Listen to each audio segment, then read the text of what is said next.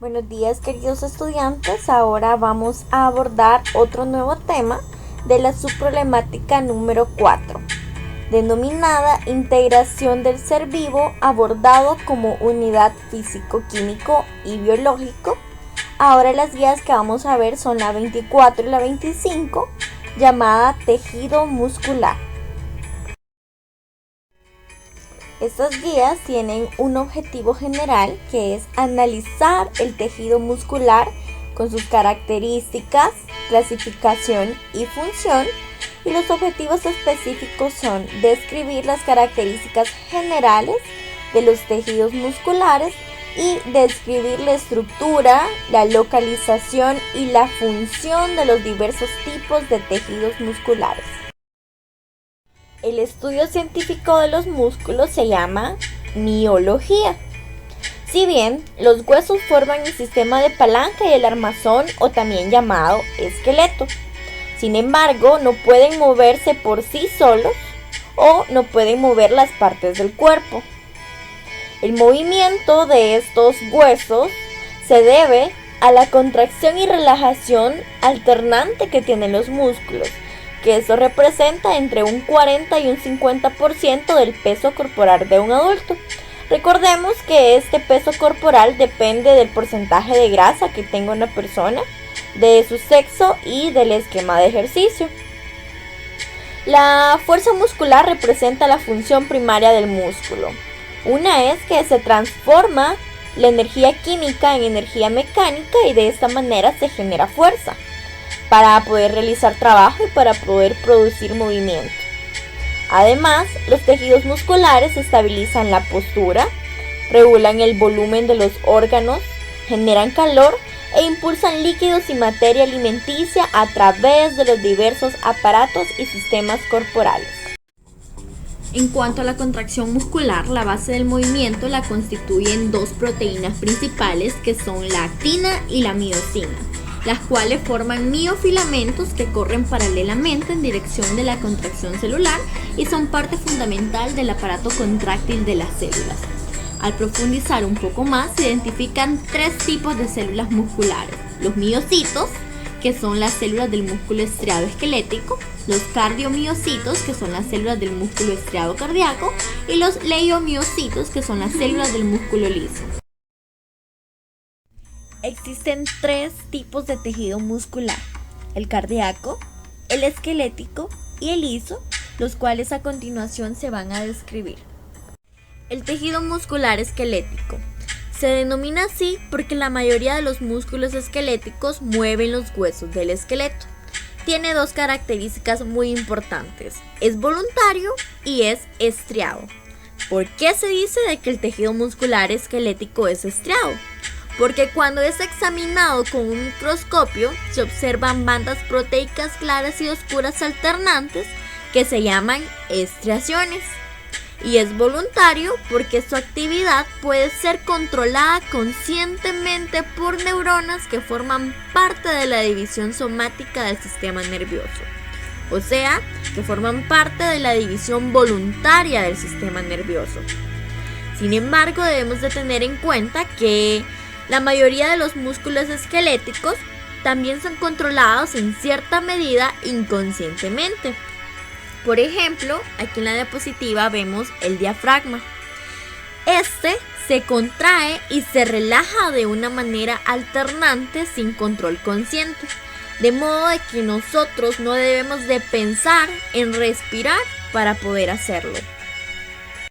El músculo estriado esquelético está constituido por largas células multinucleadas, o sea que tiene muchos núcleos, cuyos núcleos se localizan en la periferia.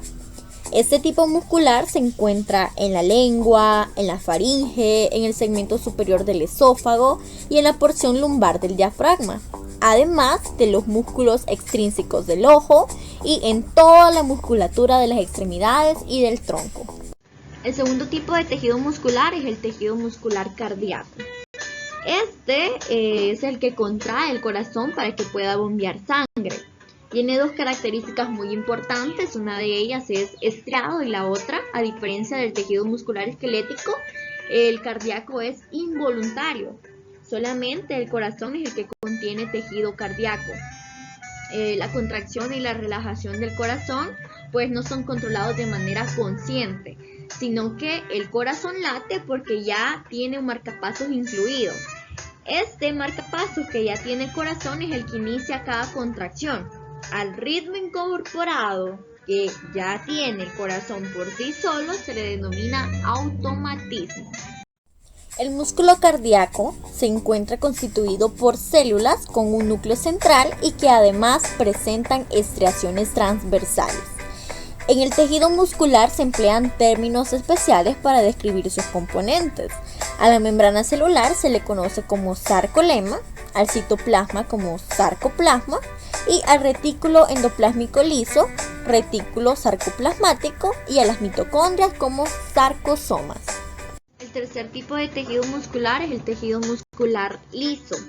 Este se encuentra en las estructuras internas huecas como por ejemplo los vasos sanguíneos, las vías aéreas y en la mayoría de los órganos que se encuentran en la cavidad pélvica como por ejemplo la vejiga y el útero. Aunque también lo podemos encontrar en la piel unido a los folículos pilosos y bajo un microscopio este tipo de tejido muscular liso no contiene estriaciones, por eso es que su nombre es tejido muscular liso. Su acción es involuntaria como el muscular cardíaco y pues tanto el muscular cardíaco como el músculo liso son regulados por neuronas que forman parte de la división autónoma del sistema nervioso y también por las hormonas que son liberadas por glándulas endocrinas. El músculo liso se encuentra constituido por células fusiformes, uninucleadas y de control involuntario. Su función obedece a la estimulación del sistema nervioso autónomo. Se localiza en las paredes de los órganos digestivos, desde la parte media del esófago hasta la pared del ano. También forma las paredes de los órganos del tracto respiratorio, de los vasos sanguíneos, de los conductos glandulares y de los músculos erectores del pelo o intrínsecos del ojo. Mediante la contracción sostenida o la contracción y relajación alternante, el tejido muscular cumple 4 funciones claves que se van a detallar a continuación. La primera función del tejido muscular es la producción de movimientos corporales. Todos los movimientos del cuerpo, como por ejemplo caminar, correr, sujetar un lápiz, teclear o asentir con la cabeza para decir que sí, son resultado de las contracciones musculares que dependen del funcionamiento integrado de todos los músculos esqueléticos, de los huesos y de las articulaciones. La segunda función es la estabilización de las posiciones corporales. Recordemos que las contracciones de los músculos esqueléticos estabilizan las articulaciones y ayudan a mantener las posiciones corporales, como la bipedestación, que es estar de pie, o la sedestación, que es estar sentado. Los músculos posturales se contraen continuamente durante la vigilia. Por ejemplo, las contracciones sostenidas de los músculos de la nuca son los que mantienen la cabeza en una posición vertical, como cuando usted está escuchando atentamente una clase de anatomía y de fisiología.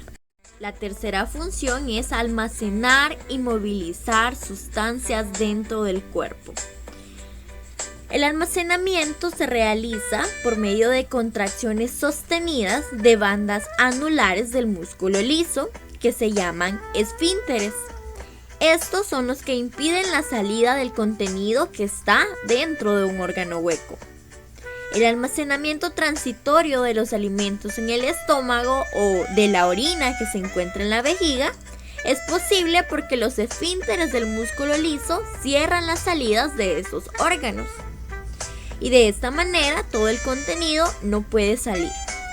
Las contracciones del músculo cardíaco bombean sangre a través de los vasos sanguíneos.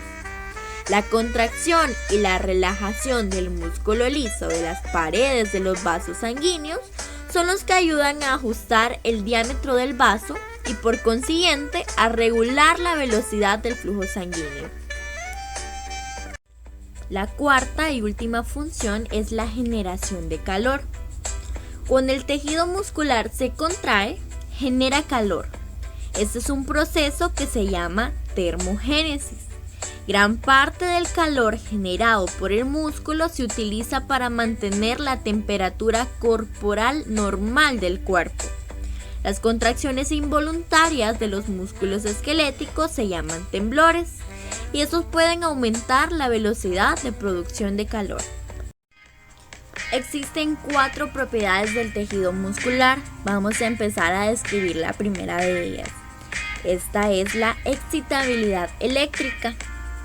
Es una propiedad del músculo y de las células nerviosas y se dice que es la capacidad de responder a ciertos estímulos generando señales eléctricas que se llaman potenciales de acción o impulsos. Los potenciales de acción de los músculos se denominan potenciales de acción musculares y por ende los potenciales de acción de las células nerviosas se llaman potenciales de acción nerviosos. En las células musculares hay 2 tipos principales de estímulos que desencadenan los potenciales de acción o los impulsos. Uno de ellos consiste en señales eléctricas autorrítmicas que surgen en el propio tejido muscular, como por ejemplo en el marcapasos cardíaco. El otro consiste en estímulos químicos como los neurotransmisores que son liberados por las neuronas, también por las hormonas que son distribuidas por la sangre o incluso en los cambios locales de pH. La segunda propiedad se denomina contractilidad. Esta es la capacidad que tiene el tejido muscular de contraerse enérgicamente cuando es estimulado por un potencial de acción. Cuando un músculo esquelético se contrae, genera tensión, o sea, fuerza de contracción, mientras va traccionando de sus puntos de inserción. En algunas contracciones musculares, el músculo desarrolla tensión, pero no se acorta. Un ejemplo lo constituye la acción de sostener un libro con la mano abierta, y en otras contracciones musculares, la tensión generada es lo suficientemente potente como para vencer la carga o la resistencia que tiene el objeto que se está moviendo, de manera que el músculo se acorta y se produce el movimiento. Por ejemplo, al levantar un libro de la mesa. La tercera propiedad se denomina extensibilidad. Esa es la capacidad del tejido muscular de estirarse dentro de ciertos límites sin ser dañado. El tejido conectivo intramuscular limita el rango de extensibilidad y lo mantiene dentro del rango contráctil de las células musculares. En condiciones normales, el músculo liso está sometido al máximo grado de estiramiento. Por ejemplo, cada vez que el estómago se llena de alimentos, se estira el músculo liso de su pared. Otro ejemplo podría ser en el músculo cardíaco, también que se estira cada vez que el corazón se llena de sangre. La última propiedad es la elasticidad. Esta es la capacidad del tejido muscular de recuperar su longitud y su forma original después de una contracción o de la extensión.